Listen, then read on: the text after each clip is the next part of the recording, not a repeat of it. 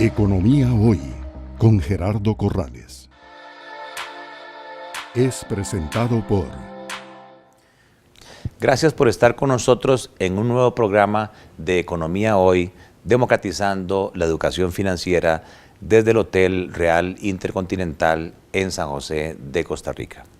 Me complace hoy estar con el doctor Rodrigo Cubero, quien es el nuevo presidente ejecutivo del Banco Central, una persona de gran experiencia internacional, exfuncionario del Fondo Monetario Internacional por más de 12 años y que a su vez es profesor, fue profesor de la Universidad de Oxford. Así que Rodrigo, bienvenido a Economía Hoy. Muchísimas gracias, Gerardo. Un placer y un honor estar acá con ustedes esta mañana. Rodrigo, como has estado tanto tiempo fuera del país, ¿podrías introducir un poquito en detalle para nuestros seguidores, bueno, quién es Rodrigo Cubero, un poco no solamente su carrera técnica, sino su sentimiento humano? Muchas gracias, Gerardo. Una persona multifacética, muy curiosa por la vida, con mucha pasión de vivir.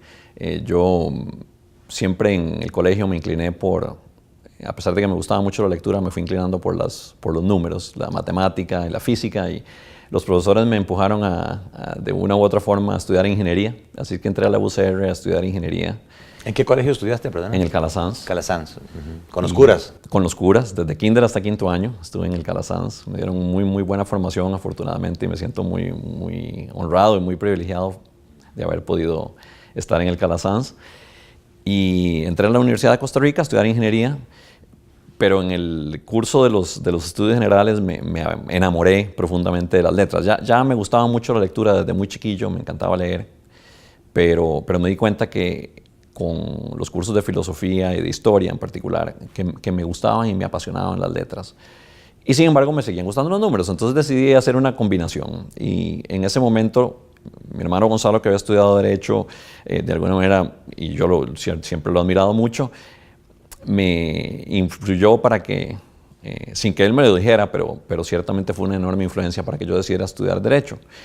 Y por el lado de los números, sí quería hacer algo que tuviera que ver con economía o negocios. Y ahí se dio una conversación interesante con mis familiares, porque yo empecé a preguntar, siendo muy chiquillo, todavía tenía 17 años, estaba recién entrado a la universidad. Cursé un semestre de ingeniería, pero ya estaba con la decisión de cambiar a algo que tuviera que ver con negocios. Y la conversación era, ¿estudio economía o estudio administración de negocios? Y casi todo el mundo me dijo, no, economía es muy abstracta, estudia negocios, que es mucho más práctico, te van a enseñar en contabilidad, te van a enseñar finanzas, te van a enseñar mercadeo, recursos humanos, que son siempre mucho más útiles para manejar una empresa, que en última instancia era lo que todo el mundo tenía en mente. Pues bueno, hice eso, pero en el curso de los estudios de administración y de derecho tuve que llevar economías, y me enamoré profundamente de la economía. Desde el primer curso de economía, desde que abrí el primer texto de economía, me enamoré profundamente de la disciplina. Y bueno, decidí concluir administración, que definitivamente es muy útil y muy práctico, y siento que es un excelente complemento para cualquier cosa que haga uno en la vida. Terminé también mi carrera de Derecho y practiqué como abogado. Pero siempre me quedé con la espina de seguir estudiando economía. Llevé los primeros 2 años de economía en la UCR y después me fui a sacar estudios de economía afuera. Hice un diploma de posgrado en economía en Inglaterra y después una maestría en economía. Regresé, trabajé como abogado 3 años. Ahí me reinventé como abogado tributario y trabajé 3 años en KPMG Abogados. Y siempre con la espina de irme a sacar un doctorado en economía. Y me fui y finalmente conseguí una muy buena beca para irme a la Universidad de Oxford y saqué allá el doctorado. Y tuve la oportunidad de ser profesor después de terminar el doctorado, de ser profesor por 3 años en la Universidad de Oxford. Hasta que salió esta oportunidad también muy buena de regresar a este lado del Atlántico, a Washington, a trabajar en el Fondo Monetario Internacional. El plan A para mí siempre había sido irme a estudiar y regresar a Costa Rica, pero primero se pospuso con la oportunidad de ser profesor allá en Oxford y después con la oportunidad de trabajar en Washington. Así es que yo veo este regreso a Costa Rica como la conclusión de un proceso que debió haber tomado unos 3 o 4 años, pero tomó al final casi 20. Excelente. Y en una coyuntura económica bien particular. Muy Ahora particular. podemos hablar de eso. Bueno, Rodrigo, vos venís a dirigir una entidad prestigiosa, reconocida, que es el Banco Central de Costa Rica. Tal vez para nuestros seguidores, ¿qué es el Banco Central? Banco Central es una institución que tiene en Costa Rica una función esencial, que es el control de la política monetaria y de la política cambiaria. ¿Qué quiere decir esto? El Banco Central tiene el monopolio de la emisión de billetes y monedas y también el monopolio de la creación de un tipo de dinero, que es lo que se llama dinero de alto poder, que es los depósitos que hace el Banco Central en las cuentas que tienen los bancos comerciales en el Banco Central mismo. Y que esos depósitos le permiten a las, que se llaman las reservas de los bancos en el Banco Central, esos depósitos o reservas le permiten a los bancos comerciales crear dinero vía préstamos, vía crédito. Entonces, el Banco Central, a partir de su monopolio de creación de billetes y monedas, de emisión de billetes y monedas y de creación de dinero de alto poder, tiene un enorme control sobre lo que se llaman los agregados monetarios, es decir, la oferta de dinero en el país. Y a partir de ahí, tiene control también sobre tasas de interés y sobre todo sobre el objetivo fundamental del Banco Central, que es la inflación. El objetivo central del Banco Central es mantener una inflación baja y estable. Y lo hace a través de la conducción de la política monetaria como un todo, que tiene como herramientas los agregados monetarios, las tasas de interés y el control cambiario.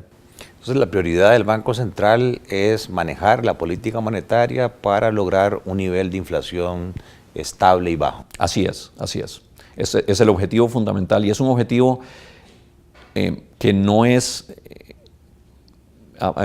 gratuito, que no es arbitrario, es un objetivo muy importante para la economía porque la inflación, y se ha visto muy claramente en la evidencia, en la historia del mundo, pero sobre todo en la historia de los países emergentes en los últimos 40, 50 años, se ha visto muy claramente que la inflación, cuando es alta y cuando es volátil, tiene efectos muy negativos sobre la economía. En primer lugar, la inflación es lo que se da en llamar un impuesto regresivo. ¿Por qué? Porque la inflación, que es el aumento sostenido y generalizado en el nivel de precios, reduce el poder adquisitivo de aquellos que no tienen capacidad de cubrirse de los efectos de la inflación. Y esos que no tienen la capacidad de protegerse de los efectos de la inflación tienden a ser las personas menos adineradas, los segmentos de la población de menores niveles de ingresos. Consecuentemente, cuando hay una tasa de inflación alta, el poder adquisitivo de las personas menos aventajadas en sociedad se ve reducido más que proporcionalmente al poder adquisitivo de las personas más ricas. Las personas más ricas normalmente tienen mayores activos que pueden cubrir de la inflación, tienen mayor capacidad de trasladar sus ingresos a formas de generar ingresos que no se ven tan perjudicados por la inflación. Entonces, es un impuesto, es un fenómeno que le reduce el poder adquisitivo más que proporcionalmente a los pobres, y por eso es tan negativo.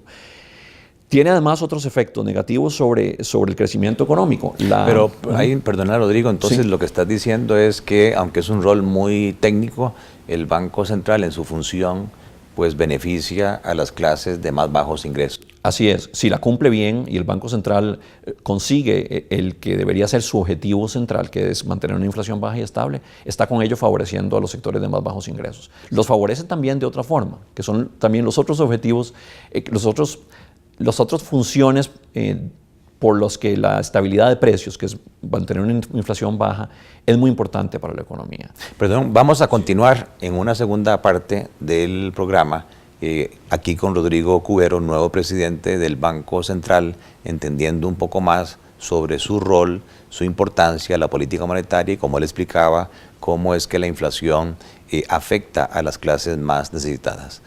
Gracias por estar con nosotros en un programa más de Economía Hoy, democratizando la educación financiera desde el Hotel Real Intercontinental en San José de Costa Rica.